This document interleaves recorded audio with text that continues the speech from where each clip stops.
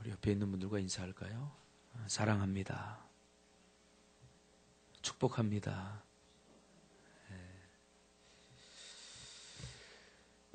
오늘 누가복음 26번째 시간입니다.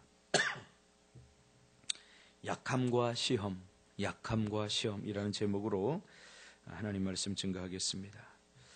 오늘 본문은 예수님께서 성령에 이끌려 광야로 나오셔서 40일을 금식하고 줄이신 후에 첫 번째 마귀로부터 시험 당하는 장면입니다. 혹시 여러분 중에 40일 금식하신 분 계신가요? 해보신 분? 우리 권사님이시죠? 눈을 안 마주치니까 모르겠. 권사님이시죠? 권사님 안 해보셨나요? 안 해보셨다고 죄책감 가질 이유는 없습니다. 저희 어머니가 40일 금식 기도를 한 2번 하셨어요. 제가 기도원에 이렇게 모시러 갔는데 저희 어머니가 좀 이렇게 퉁퉁하시거든요. 제가 한 80kg 이상 나가셨던 것 같아요. 근데 제가 이렇게 모시고 올 때는 이렇게 안고 왔어요. 이렇게 가볍게 이렇게 들고 왔어요.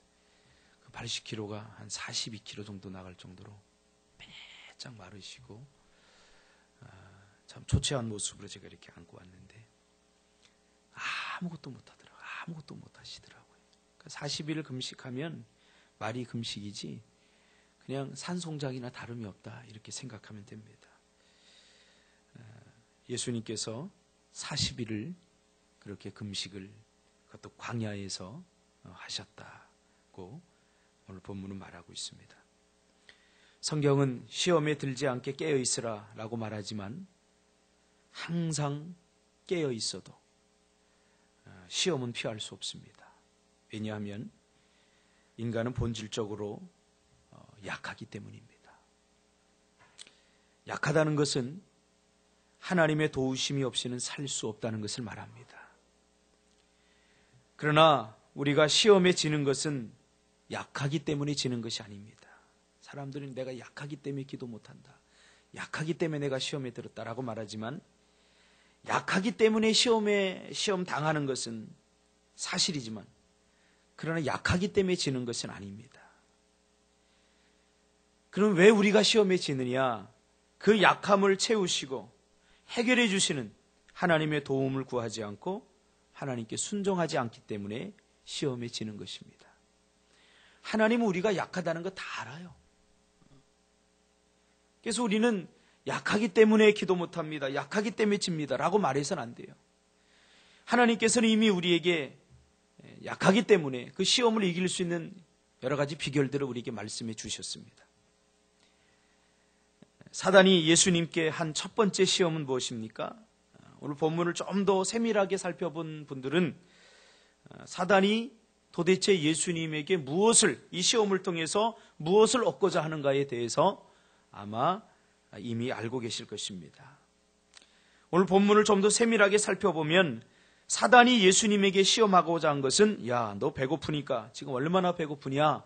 그러니까 이 돌들로 떡을 만들어 먹으라 하는 단순히 너의 능력을 보이라 라고 하는 시험이 아닙니다. 우리가 여기서 주목해야 할 것은 사단은 우리의 약점을 너무나 잘 안다는 것입니다. 참 사단은 우리의 인격적인 약점뿐만 아니라 우리의 심지어 필요의 약점까지도 압니다.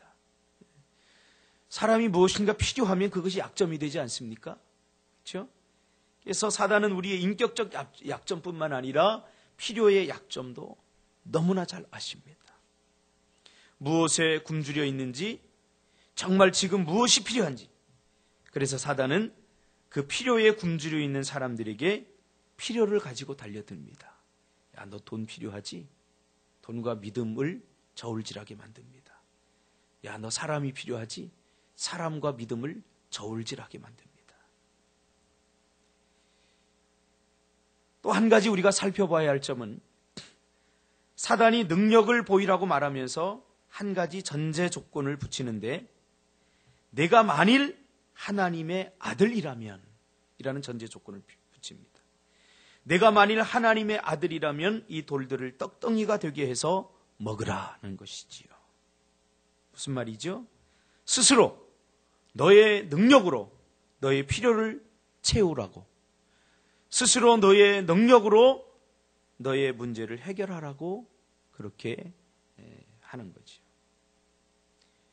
오늘 예수님의 이 에피소드를 통해서 우리는 어떤 경우에도 예수님조차도 스스로 자신의 필요를 채울 수 없고, 설상 채울 수 있다고 하더라도 모든 필요를 채울 수 없다는 것을 우리는 깨달아야 됩니다.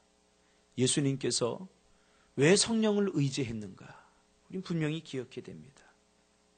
누가 넘어지느냐? 제가 가만히 보니까 난 믿음 좋다고 하는 사람들이 넘어지더라고요. 난 이 정도 믿음이면 돼. 기도 많이 하는 사람들이 넘어지더라고요. 신앙생활 오래 한 사람들이 넘어지더라고요. 신앙생활 오래 했다고 할지라도, 믿음이 좋다고 할지라도 여러분 성령을 의지하지 않으면 한순간에 가버립니다. 그러므로 여러분 항상 성령을 의지하시길 바랍니다. 하나님이 우리에게 기도를 주신 이유가 무엇입니까?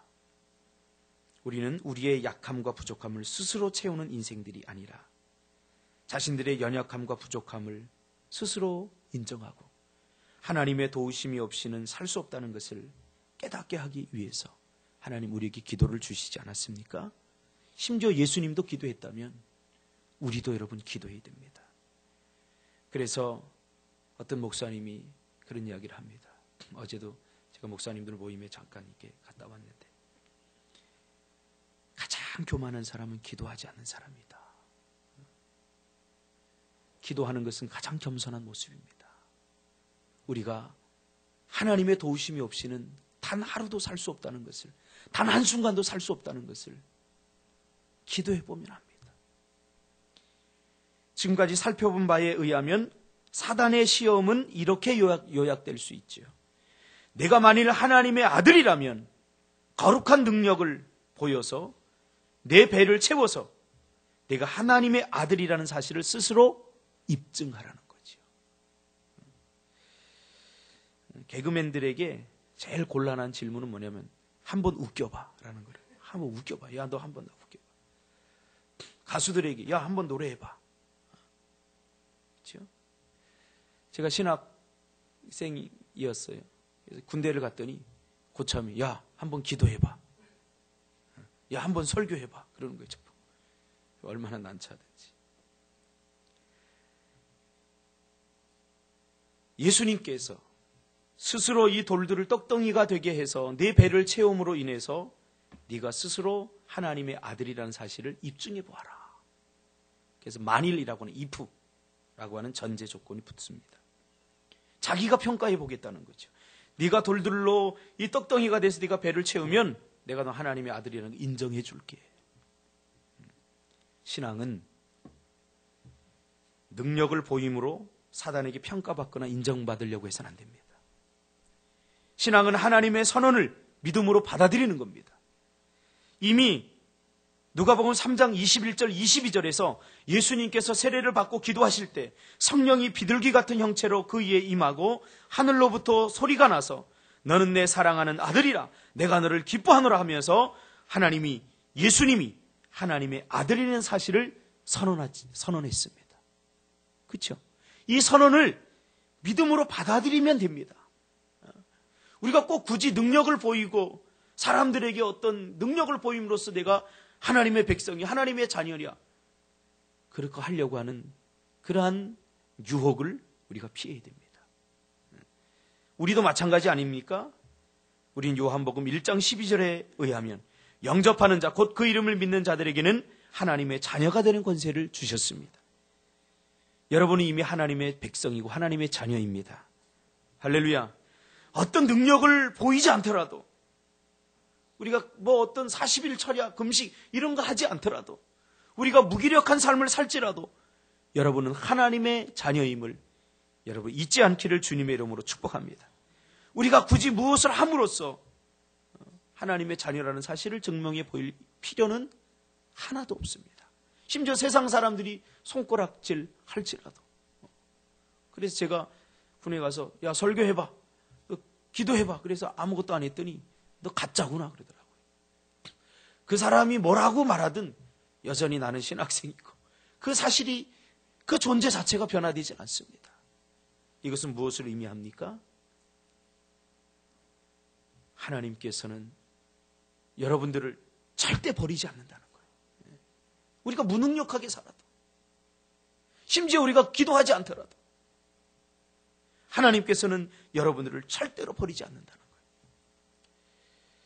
그러므로 사단의 시험은 오늘 예수님이 하신 것처럼 싸워서 이겨내고 물리쳐야 됩니다. 사단에게는 타협해서는 안 됩니다.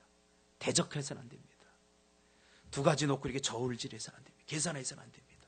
사단의 유혹은 싸워서 이겨야 됩니다. 이겨야 됩니다. 야고보 4장 7절에 보니까 그런즉 너희는 하나님께 복종할지어다. 마귀를 대적하라. 그리하면 너희를 피하리라. 대적이 먼저입니까? 순종이 먼저입니까? 순종이 먼저입니다. 예수님은 어떻게 대적합니까? 말씀으로 대적합니다. 오늘 나온 예수께서 대답하시되 기록된 바 사람이 떡으로만 살 것이 아니라 하였느니라. 신명기 8장 3절의 말씀이지요. 신명기 8장 3절은 무엇을 배경으로 한 말씀입니까? 광야. 이스라엘 백성들이 40년 동안 광야 생활을 배경으로 한 그런 말씀입니다. 광야에서 이스라엘 백성들은 먹을 것이 없어서 늘 불평하고 원망하죠. 그때마다 하나님께서 하신 말씀이 뭡니까? 하나님의 백성은 먹고 사는 문제, 떡으로만 사는 존재가 아니라 하나님의 말씀으로 사는 존재다. 그렇게 가르쳐주기 위해서 신명기 8장 3절 말씀을 인용하고 있죠. 사람이 떡으로만 사는 것이 아니요 여호와의 입에서 나오는 모든 말씀으로 사는 줄을 내가 알았나니. 이스라엘 백성들이 광야에서 살아남은 것은 만나 때문이 아닙니다. 이스라엘 백성들이 광야에서 살아남은 것은 하나님의 말씀에 순종했기 때문입니다. 그렇지 않습니까? 가나안 땅을 들어가지 못했던 사람들, 하나님의 말씀을 순종하지 않고 의심하고 가나안은 우리가 도저히 들어갈 수 없는 땅이야. 이미 하나님께서 약속으로 주신 땅인데 그것을 의심하고 가나안은 우리를 삼키는 땅이야. 그래서 다 죽어버렸어요. 광야에서.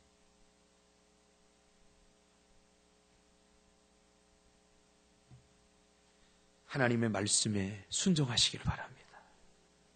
사단의 시험은 순종으로 이길 수 있습니다.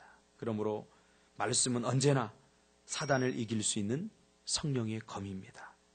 말씀을 아는 것은, 말씀을 사용하는 것은, 말씀에 순종하는 것은 성령의 검을 드는 것과 마찬가지입니다.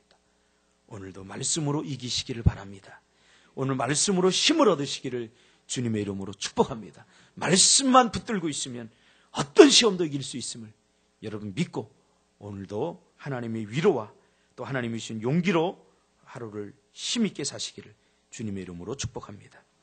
기도하겠습니다.